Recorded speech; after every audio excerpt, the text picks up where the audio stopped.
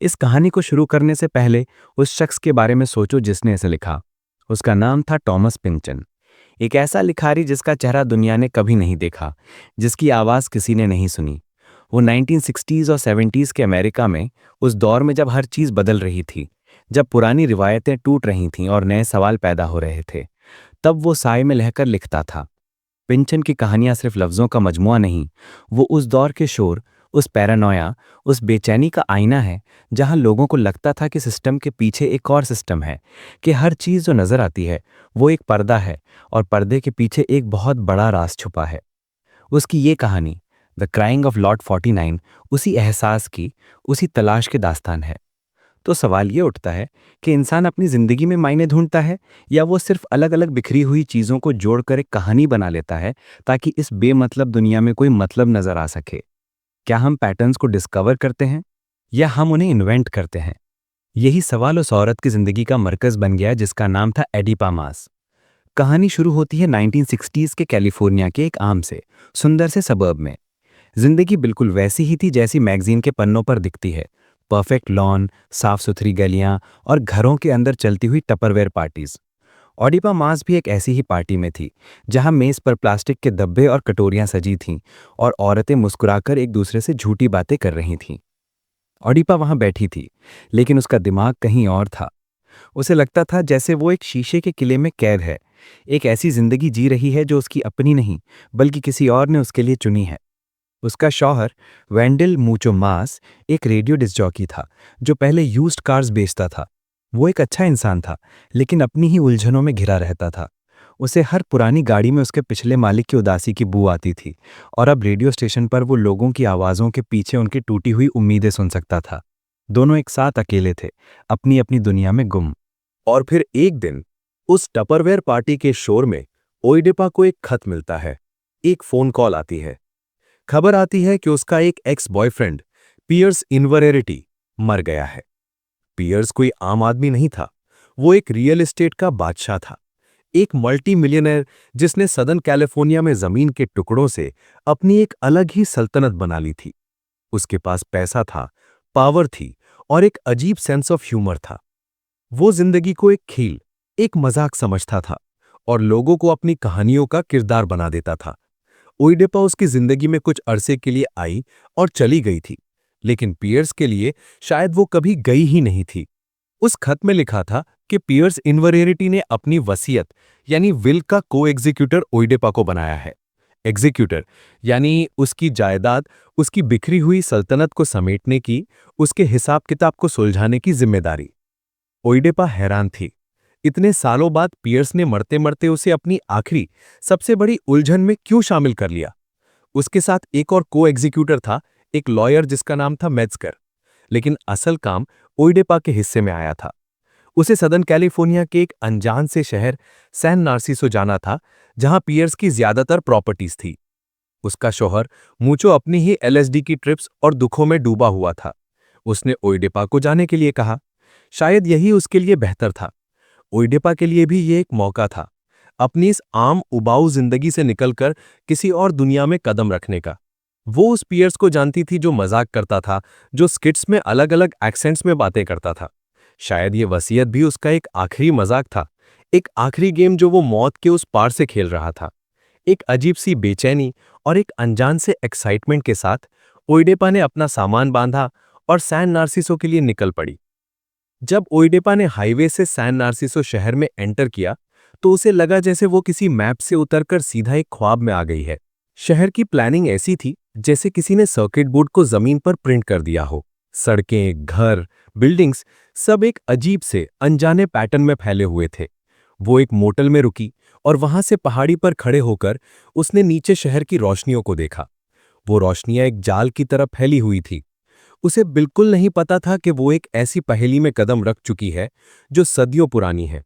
वो ये भी नहीं जानती थी कि पियर्स की वसीयत सिर्फ जमीन और पैसों का हिसाब नहीं, बल्कि एक छुपी हुई तारीख का, एक गुमनाम सल्तनत का दरवाजा है।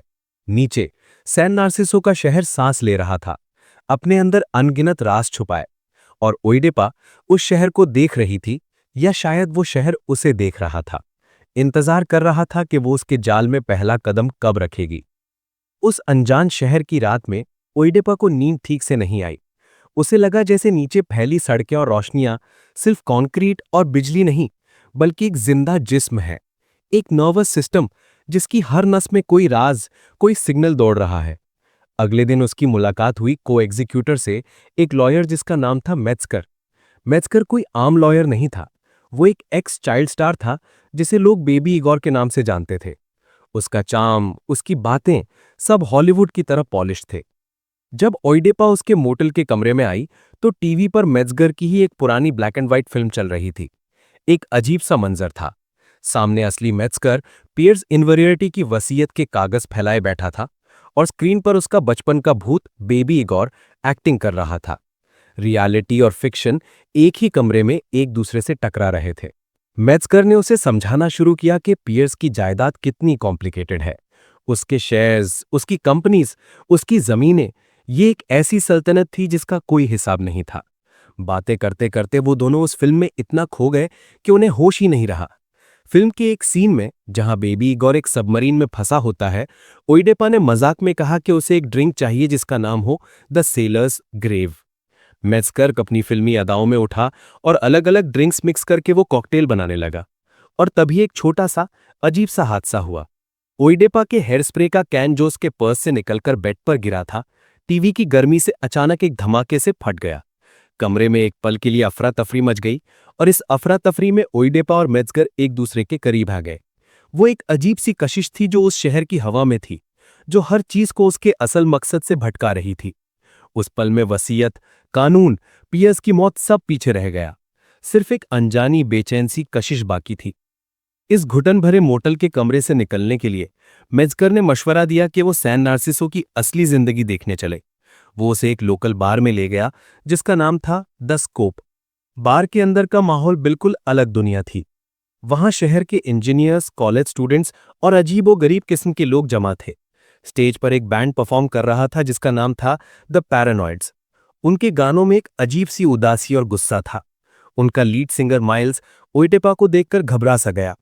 बाद में पता चला कि वो लोग भी पियर्स इनवेरिटी की एस्टेट से किसी न किसी तरह जुड़े हुए थे।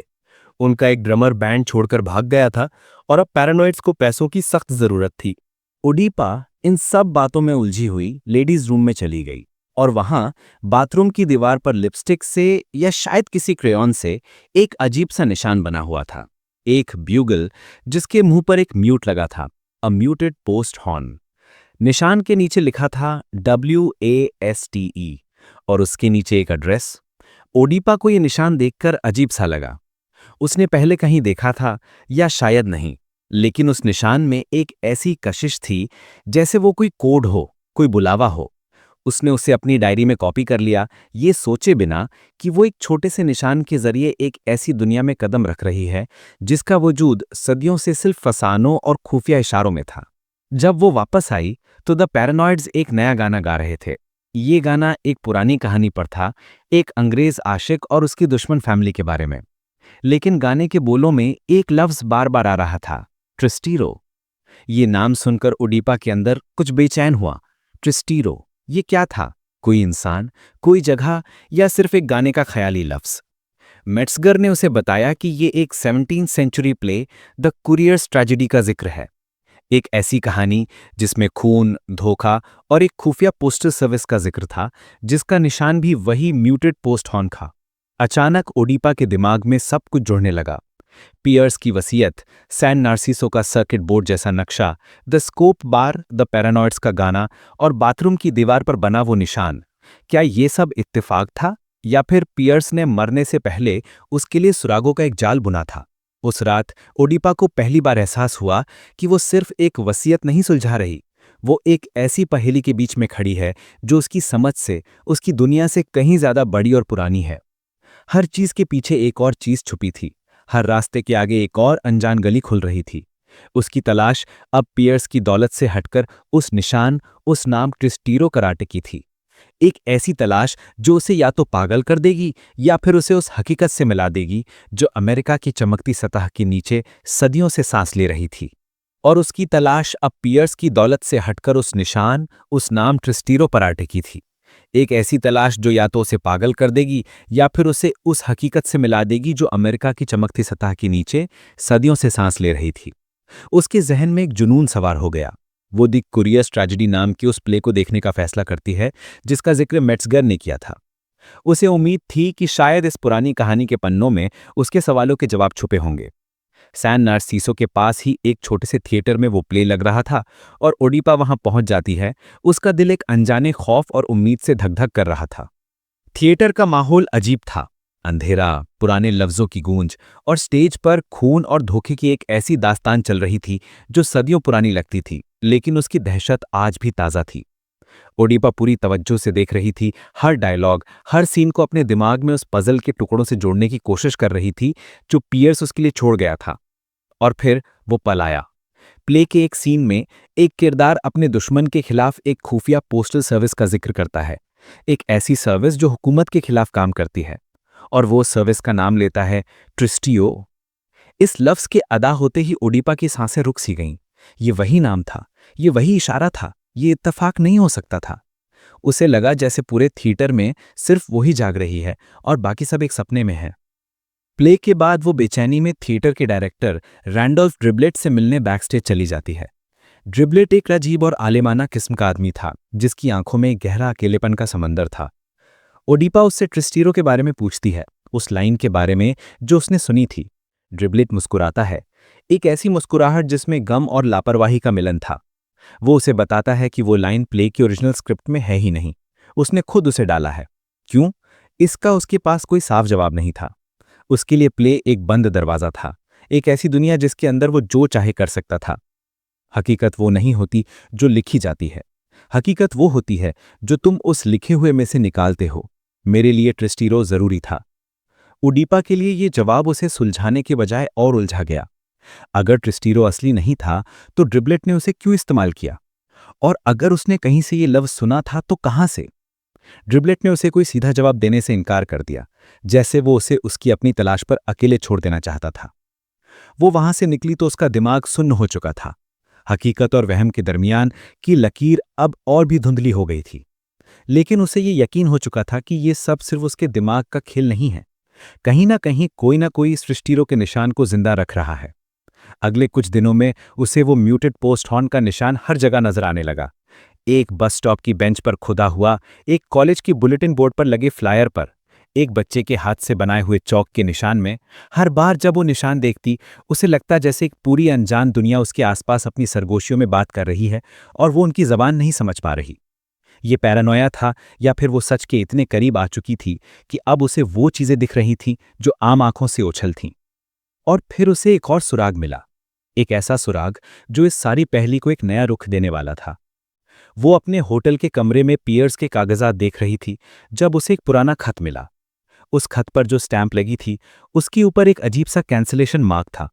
उस मार्क में वही पोस्ट हॉर्न बना हुआ था, लेकिन उस निशान के नीचे कुछ लफ्ज लिखे थे, एक अजीब सा मुखफ़फ़, एन एक्रोनिम, WASTE। ओडिपा ने उस लफ्ज को बार बार पढ़ा, WASTE। इसका क्या मतलब हो सकता है?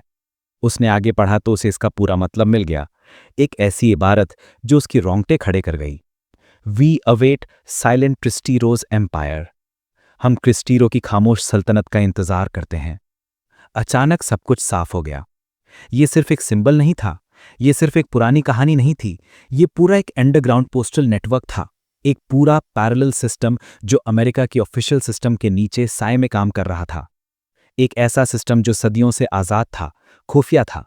अमेरिका के नीचे एक और अमेरिका सांस ले रहा था, एक अमेरिका जो इंतजार में था। किस चीज का इंतजार में? यह सवाल अब ओडिपा की जिंदगी का मरकज बन चुका था। और जब इंसान की जिंदगी का मरकज एक सवाल बन जाए तो उसे जवाब हर चीज में नजर आने लगता है, या फिर जवाब का धोखा।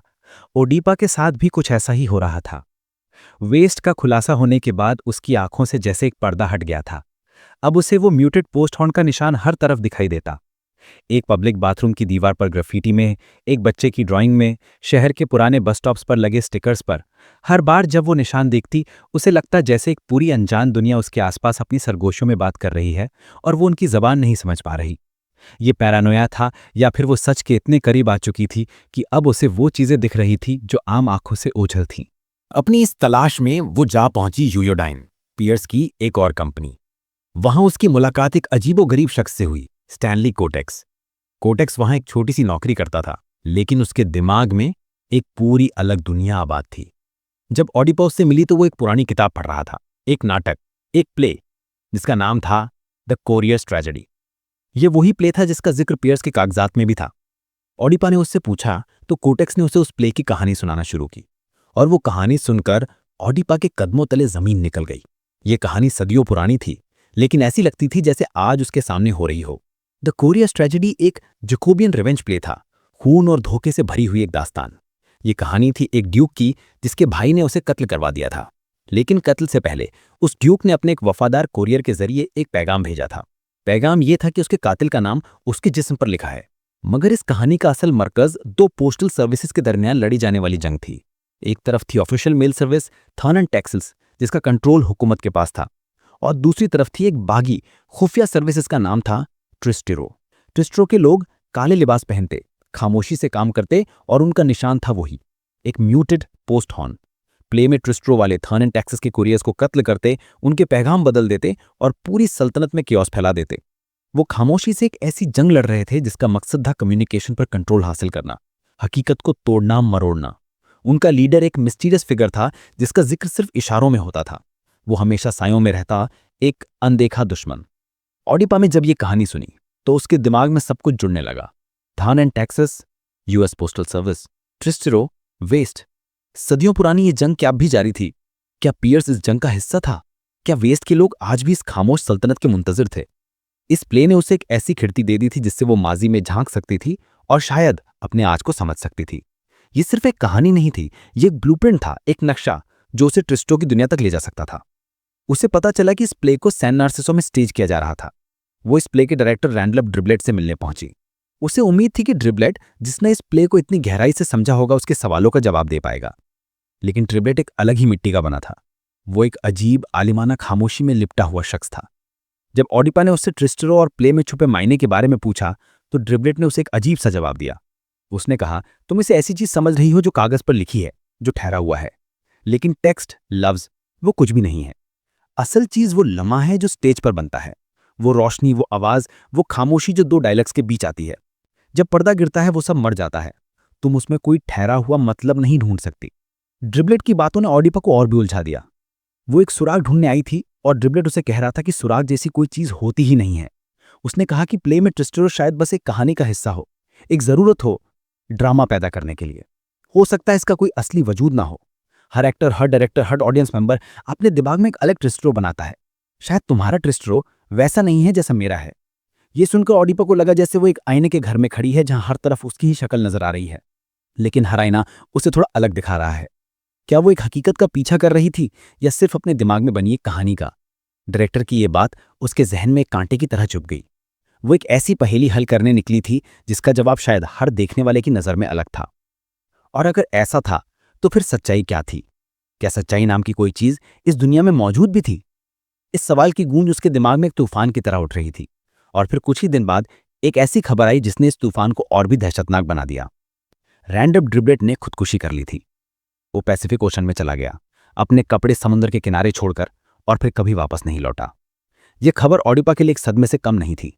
ऐसा लगा जैसे उस पहेली का वो वाहिद हिस्सा जो बोल सकता था, जिससे वो सवाल कर सकती थी, हमेशा के लिए खामोश हो गया है। ड्रिब्लेट, जिसने ट्रिस्टेरो को स्टेज पर जिंदा किया था, अब खुद एक ना सुलझने वाली कहानी बन चुका था। उसने ऑडिपा को कहा था कि हर किसी का अपना ट्रिस्टेरो होता है। क्या ड्रिब्लेट अपने ट्रिस्टेरो के पीछे समंदर की गहराई में चला गया था? उस डायरेक्टर की मौत ने इस साजिश को और भी गहरा और जिंदा बना दिया। अब यह सिर्फ एक एस्टेट का मामला नहीं था, यह जिंदगी और मौत का खेल लगने लगा था। अपनी उलझन में डूबी ऑडिपा एक बार फिर से योयोडाइन की तरफ चल पड़ी, जैसे लोहा एक मकनातीस की तरफ खिंचता है। शायद वहां कोई सुराग मिल जाए। वहां उसकी मुलाकात एक इंजीनियर से हुई जिसका नाम था स्टैनली कोटेक्स। कोटेक्स एक अजीब मशीन पर काम कर रहा था। यह मशीन एक एक्सपेरिमेंट था जो मैक्सवेल्स की डेमन के प्रिंसिपल पर आधारित था। तुम जानते हो, मैक्सवेल्स डेमन एक थ्योरेटिकल कॉन्सेप्ट है, एक छोटा सा शैतानी वजूद जो गैस के मॉलिक्यूल्स को उनकी स्पीड के हिसाब से अलग कर सकता है, एंट्रोपी यानी बेतरतीबी को कम कर सकता है, और अकेले इंफॉर्मेशन की बुनियाद पर ऑर्डर पैदा कर सकता है। यूनिवर्स की फितरत है कियोस की तरफ जाना। हर चीज बिखरती है, ठंडी पड़ती है, लेकिन इंफॉर्मेशन, कम्युनिकेशन वो इस कियोस्क के खिलाफ एक दीवार है। कोटेक्स ने बताया कि वो इस मशीन के जरिए इंफॉर्मेशन और एनर्जी के इस रिश्ते को समझने की कोशिश कर रहा है। जब ओडिपा ने ट्रिस्टरो का जिक्र किया तो कोटेक्स की आंखों में एक अजीब सी पहचान की चमक आई। उसने हल्के से वेस्ट का जिक्र किया।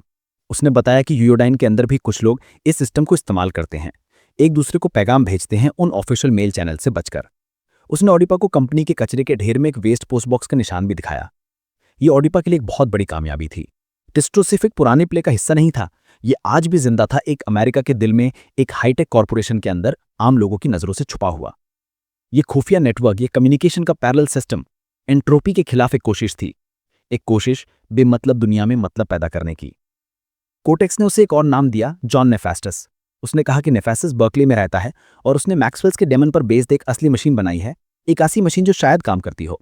ओइडिपा की उम्मीद दोबारा जाग उठी, शायद यहां उसे कोई ठोस सबूत मिल जाए। वो जॉन नेफेस्टस से मिलने बर्कले पहुंची। नेफेस्टस का अपार्टमेंट साइंस, अजीबो-गरीब इन्वेंशंस और एक अलग ही किस्म के पागलपन का म्यूजियम था। नेफेस्टस एक जुनूनी आदमी था जिसकी आंखों में एक ऐसी चमक थी जो साइंटिस्ट और पागल में फर्क करना मुश्किल कर देती थी। उसने ओइडिपा को अपनी मशीन दिखाई। एक बॉक्स था जिसके अंदर एक पिस्टन लगा हुआ था और सामने एक साइंटिस्ट जेम्स क्लार्क मैक्सवेल की तस्वीर लगी थी। नेफेस्टस ने बहुत जोश से समझाया कि ये मशीन काम करती है। उसके अंदर मौजूद मैक्सवेल का डीमन पिस्टन की दोनों तरफ गैस मॉलिक्यूल्स को अलग कर सकता है, लेकिन उसको आदेश देने के लिए एक सेंसिटिव की जरूरत है, एक ऐसा इंसान जो तस्वीर में लगे मैक्सवेल की आंखों में देखकर उस डीमन से टेलीपैथिकली राब्ता कर सके। नेफेस्टस के मुताबिक ट्रिस्टेरो के नेटवर्क में शामिल लोग ही वो सेंसिटिव्स हैं जो इस कायनाती बेतरतीबी के खिलाफ इंफॉर्मेशन की जंग लड़ रहे हैं। कोशिश करो, नेफेस्टस ने उसे उकसाया। अगर तुम में वो बात है, अगर तुम उनमें से एक हो, तो तुम इस डीमन से बात कर सकोगी। ओइडिपा थोड़ी हिचकिचाते हुए मशीन के सामने बैठ गई। उसने मैक्सवेल की तस्वीर में लगी उन कांच की आंखों में झांका। उसने अपनी पूरी तवज्जो, अपनी सारी रूहानी ताकत उस एक नुक्ते पर लगा दी। वो पिस्टन को हिलने का कह रही थी, उस छोटे से शैतान को जागने का इशारा दे रही थी।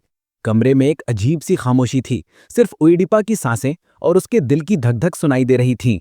वो इंतजार करती रही, अपनी पूरी शिद्दत से कोशिश करती रही, लेकिन कुछ नहीं हुआ।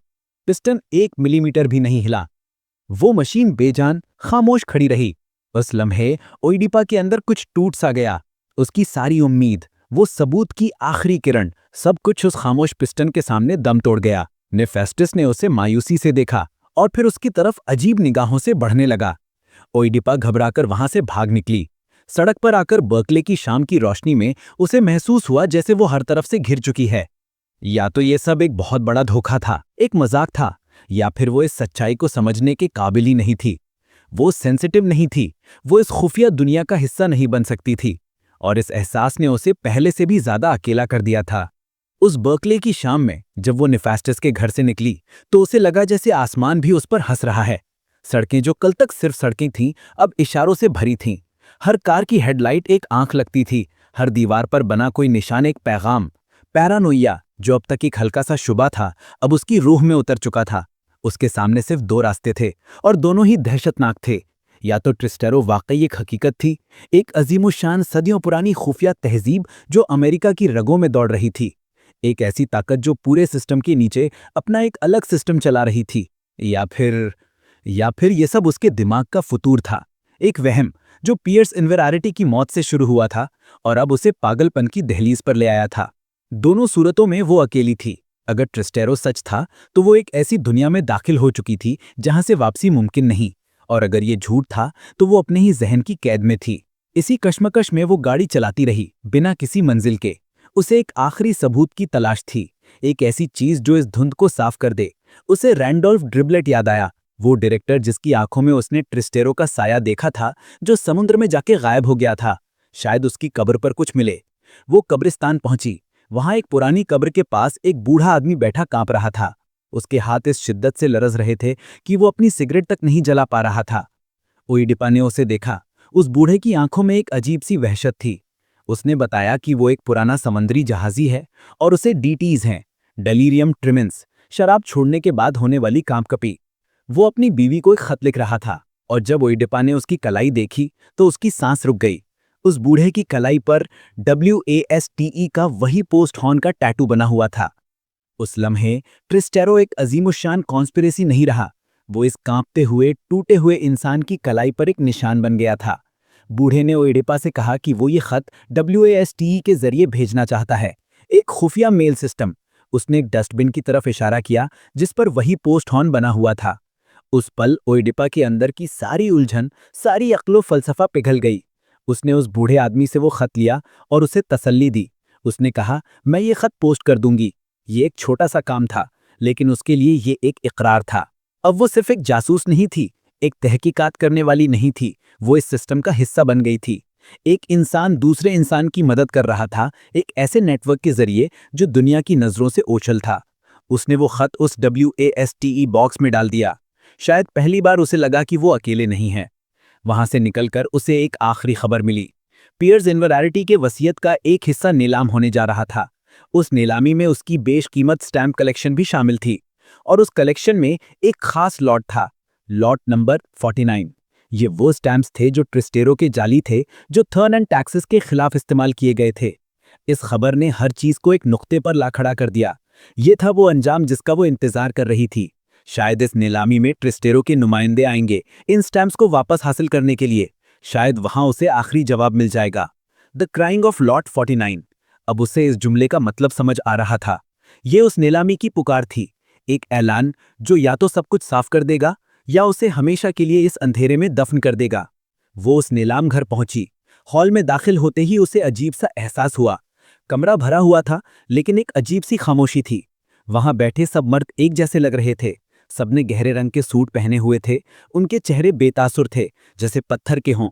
ओएडिपा को नहीं पता था कि इनमें से कौन आम खरीदार है और कौन ट्रिस्टेरो का एजेंट, या फिर शायद ये सभी ट्रिस्टेरो थे। ये ख्याल उसके जिस्म में एक सरसरी सी लहर दौड़ा गया। वो एक कुर्सी पर जाकर बैठ गई लोगों के इस समुद्र में। उसकी नजर हर चेहरे को टटोल रही थी, कोई इशारा ढूंढ रही थी, कोई पहचान का निशान। लेकिन वहां कुछ नहीं था, सिर्फ एक इंतजार, एक ठहरा हुआ, सांस रोक देने वाला इंतजार। हर चीज, उसकी पूरी तहकीकात, उसके सारे सवाल इस एक कमरे में, इस एक लम्हे में सिमट आए थे। मेट्सगर, ड्रिबलेट, नेफास्टिस, वो समंदरी जहाजी, वो सारे निशान, वो सारे राज, सबका अंजाम अब इस नीलामी से जुड़ चुका था। वो किसी साजिश को बेनकाब करने नहीं आई थी, वो एक अंजाम देखने आई थी, अपना अंजाम। ऑक्शनियर स्टेज पर आया। उसने एक हल्की सी खांसी की और फाइल्स को ठीक किया। कमरे में छाई खामोशी और गहरी हो गई। ओएडिपा ने अपनी सांस थाम ली। उसकी आंखें ऑक्शनियर पर जमी थीं।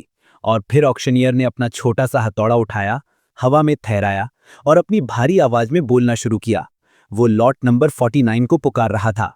द क्राइंग ऑफ लॉट 49 शुरू हो चुका था, और ओएडिपा वहां उस भीड़ में अकेले इंतजार करती रही। इंतजार उस पर्दे के उठने का, जिसके पीछे या तो पूरी खुफिया तहजीब थी या फिर कुछ भी नहीं, सिर्फ खामोशी और अमेरिका का टूटा हुआ ख्वाब। जवाब क्या था शायद कभी पता नहीं चलना था। शायद इस सफर में मंजिल थी ही नहीं, सिर्फ सवाल थे, हमेशा से सिर्फ सवाल।